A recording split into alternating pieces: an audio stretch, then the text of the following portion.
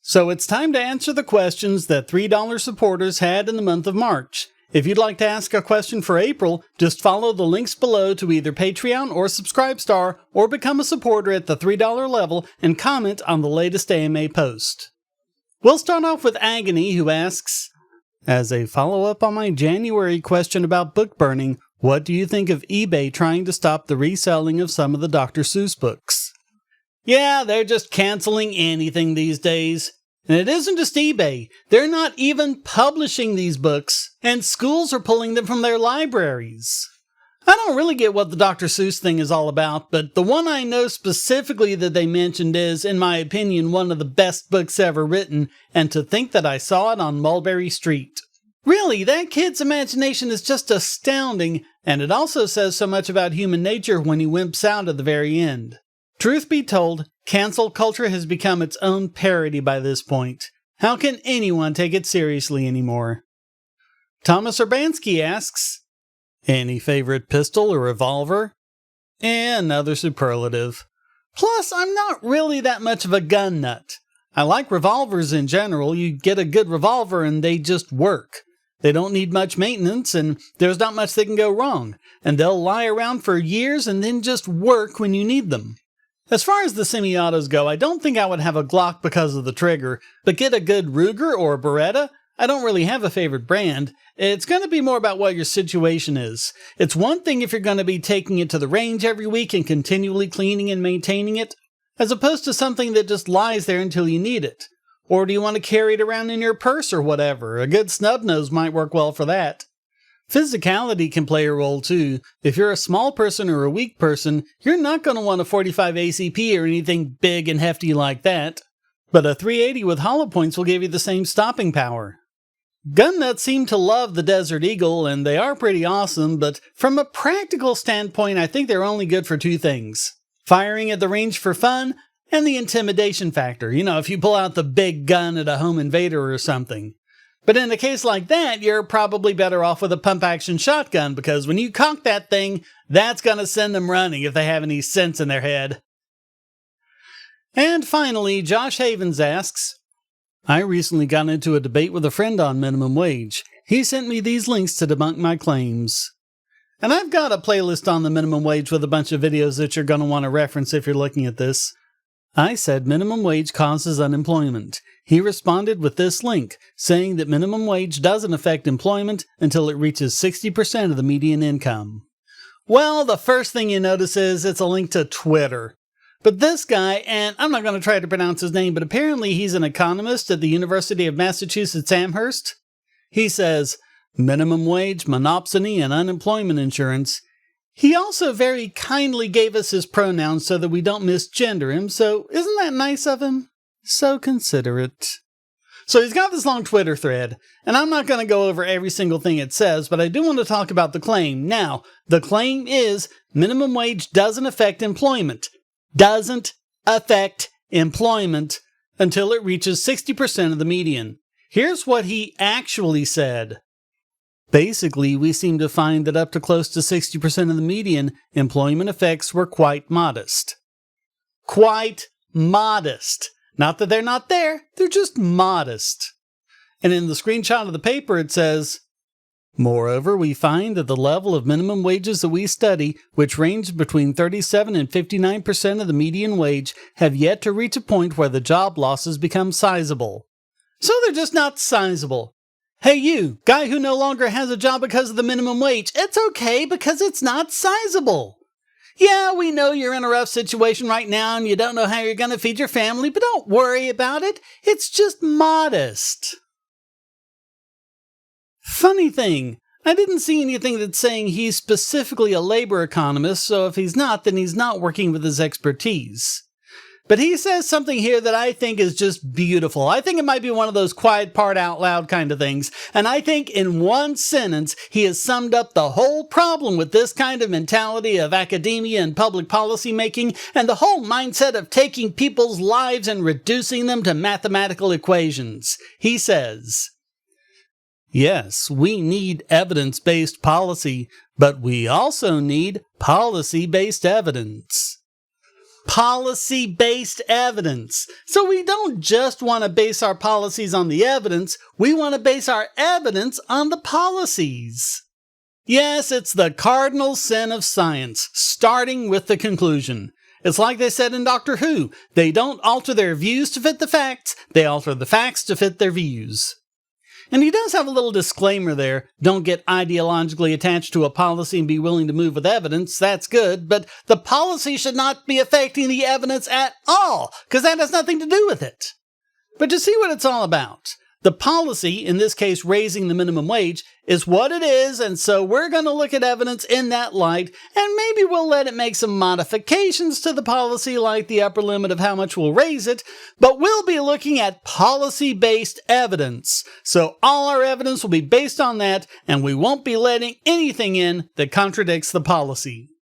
So you can read through all this yourself, but Josh's second part is, he claims this is what most economists say about the minimum wage. And it's a link to Reddit. Not doing great so far, are we? It's a minimum wage FAQ, about all sorts of things like how does minimum wage affect the labor market, and he goes over the empirical studies like Card-Kruger. You remember Card-Kruger, that long debunked study from way back that was supposedly the first modern study on minimum wage, where they were actually able to show that, no, minimum wage doesn't destroy jobs. Even though there's no way that it possibly couldn't, they don't even have a model for how that works. So he says, in 1994, David Card and Alan Kruger published an analysis of New Jersey and Pennsylvania restaurants which cut against the conventional wisdom. New Jersey had increased their minimum wage, while Pennsylvania's minimum wage remained the same. Card and Kruger examined the employment data at restaurants in both states, where standard theory would predict New Jersey's relative unemployment to increase. Instead, they found no significant effects on employment from the increase in minimum wage. This study set off intense debate among economists and led to dozens of new studies examining the impact of minimum wage on employment. Unfortunately, the evidence gathered in the aftermath of Card-Kruger's study was somewhat contradictory and did not immediately point in a single clear direction. And he kind of mentions Newmark and Washer and doesn't really go on to mention them anymore, even though they're incredibly significant players in this field of study. But they redid the Card-Kruger study with better methodology and got a significant negative effect. We've covered that. We've covered Card-Kruger's rebuttal. And Newmark and Washer responded to Card-Kruger's rebuttal, which they don't even mention. Instead, they said, the disagreement was later reconciled as different results for different sets of employers. But if you follow their own link, that's not what they said. They said that Card-Kruger's effect only seems to hold for small fast food restaurants. Newmark and Washer's finding holds economy-wide. You do not get to cherry-pick the subset of the economy you want to look at and make your conclusion that way. Card-Kruger also published convincing evidence that there was publication bias towards negative results in minimum wage research. Yeah, we covered this too, as well as what they mentioned further down. Meta-analyses from Card-Kruger, and also from DeCouliagos and Stanley, yes, DeCouliagos and Stanley, show no evidence of employment effects. We did DeCouliagos and Stanley. If you go to the minimum wage playlist, the one to look for is more minimum wage bugosity. The thumbnail of this video is the very graph they're talking about here, the funnel graph where they kind of squeezed it into the middle of the page and said, oh look, it's very near zero. Well, why don't you zoom into that x-axis a bit so we can see a little better? So yeah, this video is a pretty thorough debunking. Their results do not converge on zero. They converge on negative 0.19 plus or minus 0.001. Zero isn't even in their margin of error. Like Card-Kruger, they tried to blame publication bias, but I showed in the rest of the video why that's a load of crap. So this FAQ is a whole bunch of pseudoscience like surveys of economists, like the EPI survey that found 60% in favor of raising the federal minimum, but no mention on how many of them were named Steve. So nothing really new here, and it really gets infuriating having to debunk the same nonsense over and over and over again. If everyone would just catch up with the conversation, because we've responded to this. We've responded to Card and Kruger. We responded to DeCuliagos and Stanley. This is all old news. And I would think if you're going to do an FAQ, you wouldn't want to just put stuff in there and kind of let it stand when it's already been pretty thoroughly debunked. Alright, on to the last part of this question, and this one actually is from a semi-good source. Josh says, I've always heard that people who are on minimum wage or could work for less than minimum are young college students with low skill and low experience. He countered with this. And this is from the Bureau of Labor Statistics, and this guy is apparently claiming that 55% of people on the minimum wage are 25 or older, 35 are 40 or older, 80 are 20 or older, and the average age is 35. I wasn't able to find where you got the average age from, but basically, they didn't say that at all.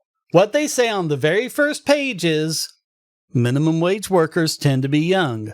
Although workers under age 25 represented only about 1/5 of hourly paid workers, they made up just under half of those paid the federal minimum wage or less.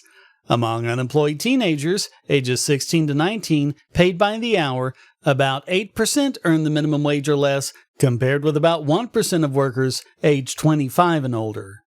And if you're wondering where this guy is going so wrong statistically, there are two things causing him to go astray. The first is Simpson's paradox, because he's comparing two different sized groups as though they were equal. In the table on page 3, you can see the total paid hourly workers over 25, 65,952. But there's less than 16,000 age 16 to 24 and less than 5,000 age 16 to 19. So yeah, you're gonna have more people in nominal terms in a bigger category, but that doesn't mean there's more of them percentage-wise. And I'm not really sure where this 55% figure came from, but look over at the percentage of workers paid at or below minimum wage. Of people 25 or older, 1.4% are making at or below minimum, as opposed to 5% of those aged 16 to 24 and 7.6% of those 16 to 19. I think the other place where he might have gone wrong is that I think he was looking at the percent distribution and didn't realize that he was looking at a percentage of a percentage. He just grabbed the first statistic that looked good, that fit his conclusion, and threw that at you. By the way, total workers at or below minimum wage is 2.1%, so that's consistent with what we've seen all along, where we're talking about less than 3% of workers here. But you can see that, absolutely, this disproportionately affects teens, the exact opposite of what this guy was trying to claim. So it's amazing what you learn when you actually read the source.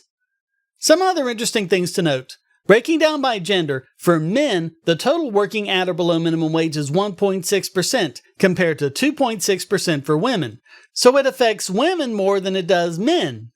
They also break it down by race.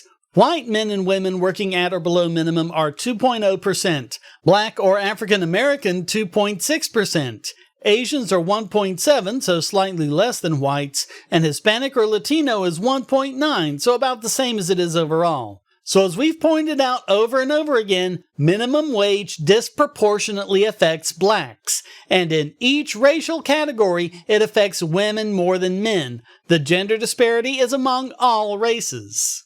But not one word from the feminists and the progressives and everyone you know who are oh so in favor of equality and making things better for women and people of color and such. Nope, not a word from them about this. They also have it broken down by region, which is interesting because basically if you live in the South, you're screwed. 2.9% at or below minimum. If you live in the West, you're doing pretty well, just 1.1%, and way over on the Pacific, 0.9%. And 2.0 in the Northeast and 1.9 in the Midwest, so those regions are pretty much where the average is. Yeah, if there were a disparity like this in pretty much anything else, the progressives would be hitting the roof about it. But hark! Do you hear them about to beat down the door to try and stop this horrible, racist, and sexist minimum wage policy? I hear nothing. So thanks for watching. Please hit like, subscribe, and the bell, and share this video, and leave a comment to help appease the gods of the YouTube algorithm, and help keep this channel going by visiting donate.bogosity.tv and giving what you can, even if it's just a few cents of crypto. Remember, if you go to Patreon or Subscribestar and donate at the $3 level, you can answer a question for next month. We'll see you next time. Until then, stay strong, and be free.